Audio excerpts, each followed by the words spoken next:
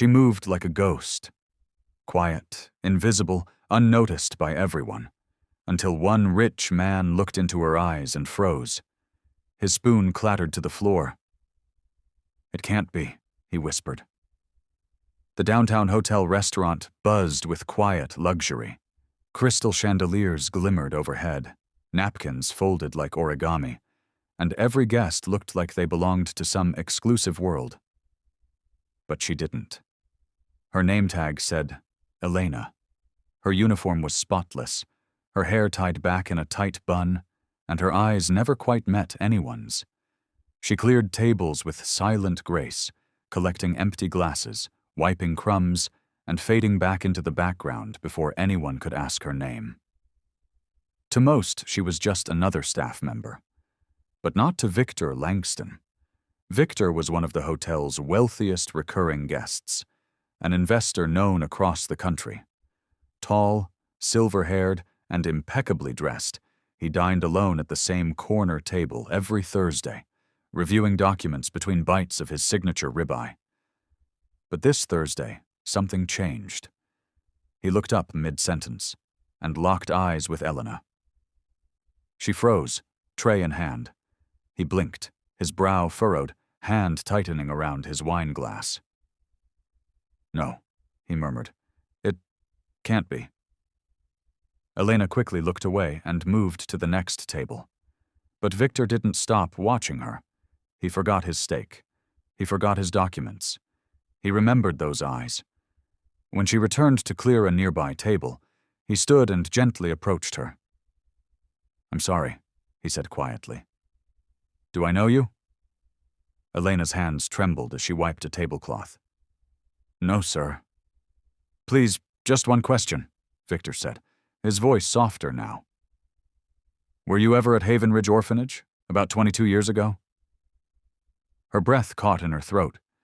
She slowly turned toward him, those same unmistakable brown eyes now glistening with unshed tears. "I was," she whispered.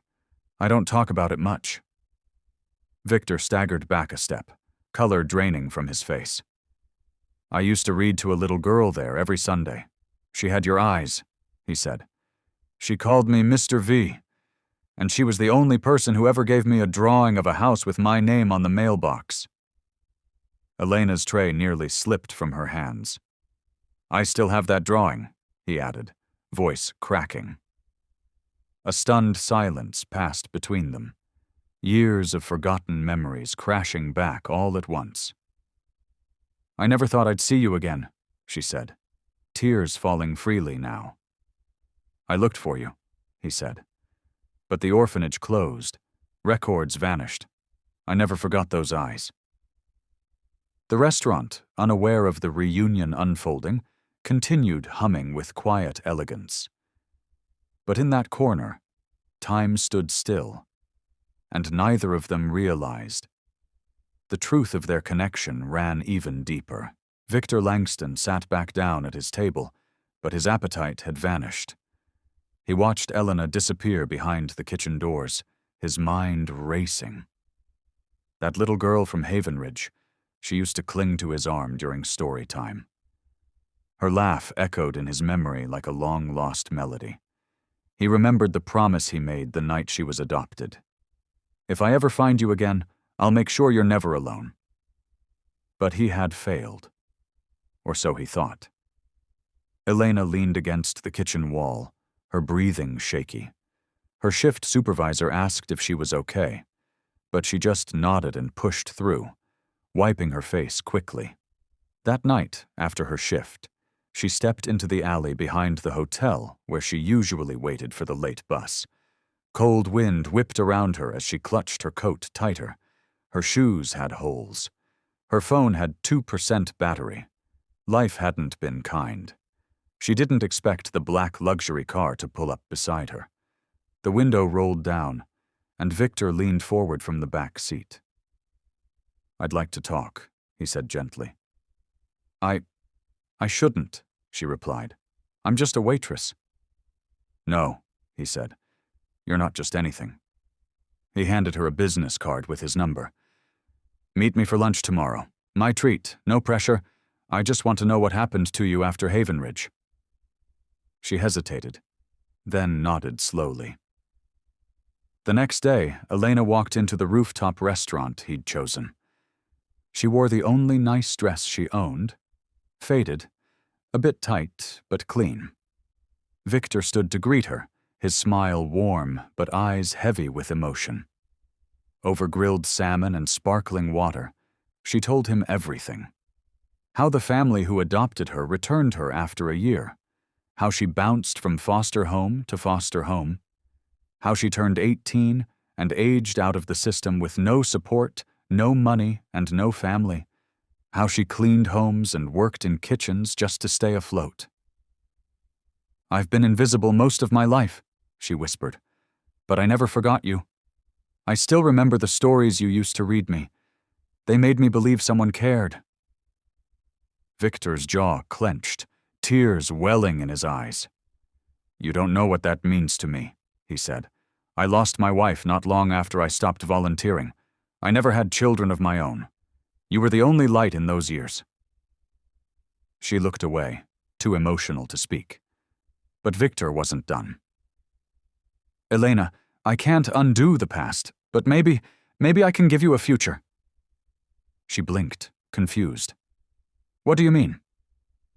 He reached into his briefcase and pulled out a sealed envelope. "I've already spoken to my lawyer. If you agree, I want to make you part of my family. I want to help you finish school, or start a business, or pursue any dream you've hidden away. You don't owe me anything. But I owe you the love and care I promised all those years ago." Elena stared at the papers. Her hands trembled as she opened them. A trust fund, a full scholarship, an apartment key, and one handwritten note. "To the girl who gave me hope when I had none. Welcome home." Elena didn't sleep that night.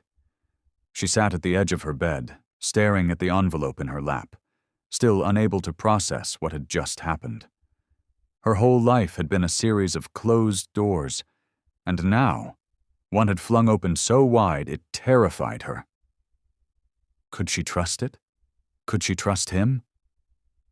But something in Victor's eyes, that softness, the tremble in his voice, it wasn't pity, it was familiarity. He knew her.